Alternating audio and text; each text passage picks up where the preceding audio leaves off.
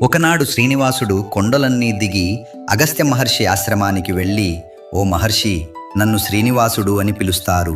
మీ ఆశ్రమంలో అనేక గోవులు ఉన్నాయని విన్నాను. వాటిలో ఒక గోమాతను నాకు దానం చేయగలరా అని అడిగాడు. అగస్త్య మహర్షి, వేదాల ప్రకారం భార్యతో కలిసి రాని వ్యక్తికి గోమాతను దానం చేయరాదు. కావున మీరు మీ సతీమణితో రావాలి అని చెప్పారు. తరువాత పద్మావతి సమేతుడై శ్రీనివాసుడు మళ్లీ వచ్చారు. కానీ అగస్త్య మహర్షి అక్కడ లేరు. శిష్యులు, మహర్షి ఆజ్ఞ లేకుండా మేము గోమాతను ఇవ్వలేము అని అన్నారు. ఇది విని శ్రీనివాసుడు అసంతృప్తితో తిరుమల వైపు గబగబా వెళ్లసాగారు.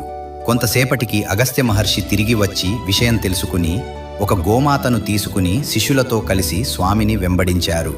దూరంలో స్వామికి కనిపించగానే గోయిందా గోయిందా అని పిలిచారు. అంటే గోవును స్వీకరించండి స్వామి అని. కానీ వెంకటేశ్వర స్వామి ఆ పిలుపులను పట్టించుకోకుండా ముందుకు సాగి అదృశ్యమయ్యారు.